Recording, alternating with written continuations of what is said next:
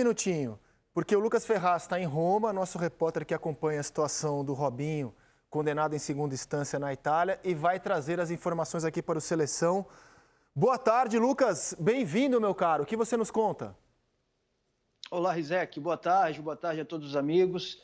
Pois é, a Corte de Apelo de Milão acabou de confirmar a condenação do jogador Robinho e de seu amigo, o brasileiro Ricardo Falco, pelo crime de violência sexual de grupo. É a segunda instância da justiça italiana. Essa condenação nesta Corte de Apelo de Milão confirma a condenação em primeira instância, que saiu em novembro de 2017.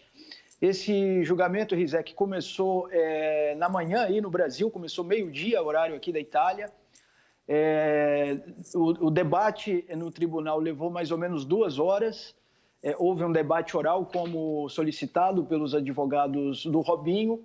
E agora, às 17 horas, horário italiano, 1h da tarde aí no Brasil, a Corte de Milão anunciou, portanto, a condenação do jogador. Na época, esse crime ocorreu em janeiro de 2013, na época que o Robinho era um dos principais jogadores do Milan. Esse caso começou a ser investigado ainda em 2013, e quando veio essa primeira condenação, em novembro de 2017, o Robinho já não estava mais na Itália. Rizek, essa segunda condenação do Robinho, ainda o caso não termina. Enfim, ainda o jogador pode recorrer à terceira instância, que é a Corte de Cassação, que é um tribunal que fica aqui em Roma, seria o nosso equivalente ao Supremo Tribunal Federal. Portanto, o jogador e o seu amigo brasileiro ainda podem, enfim, recorrer a essa terceira instância.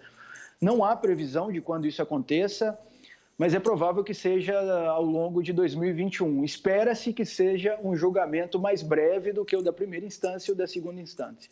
Ô Lucas, até o julgamento de hoje, a gente trabalhava com a informação de que o Robinho era um cidadão livre, né? Ele podia exercer o trabalho dele à vontade, não havia nada juridicamente que o impedisse, por exemplo, de jogar futebol, de entrar na Itália, não tinha ordem de prisão para ele na Itália. Muda alguma coisa o julgamento de hoje, né, nessa questão da liberdade do Robinho e na possibilidade dele entrar e sair do país? Não, Rizek, não muda nada. Nesse julgamento na Corte de Apelo, as motivações foram 3 juízas, 3 mulheres que analisaram esses recursos apresentados pelos advogados do Robinho e do brasileiro. Essas motivações vão sair ainda daqui a 90 dias. Mas não há nenhuma determinação, nenhuma ordem de prisão, por exemplo. Geralmente, na justiça italiana, acontece, por exemplo, crimes relacionados à máfia. Quando uma pessoa é condenada em segunda instância, acontece dela já ser presa por uma medida cautelar.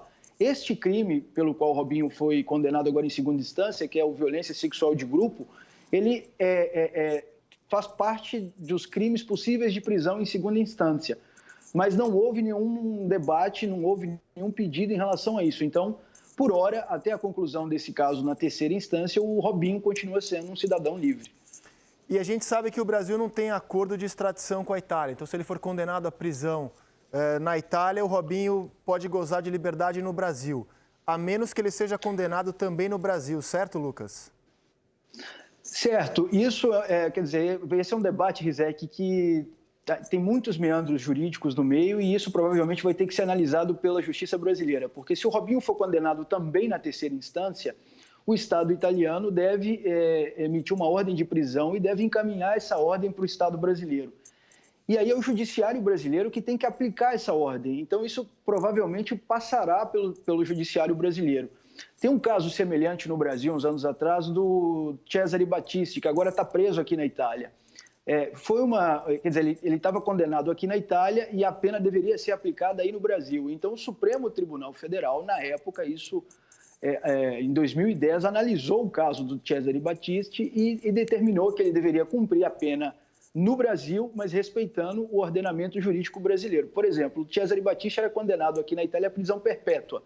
Não existe pena de prisão perpétua no Brasil, então ele poderia ficar preso por no máximo 30 anos, que é o que diz a Constituição brasileira. Então, provavelmente, se o Robinho for condenado também na terceira instância, esse debate certamente vai chegar também no judiciário brasileiro, que deverá discutir como vai ser essa o eventual cumprimento da pena, né?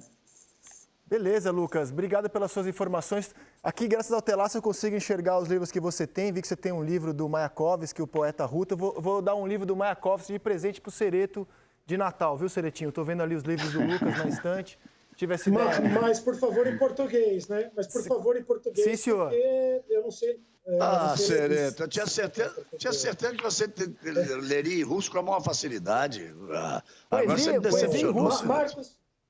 Marcos Rizek, agora escapou o Maradona. Conseguiria ler russo com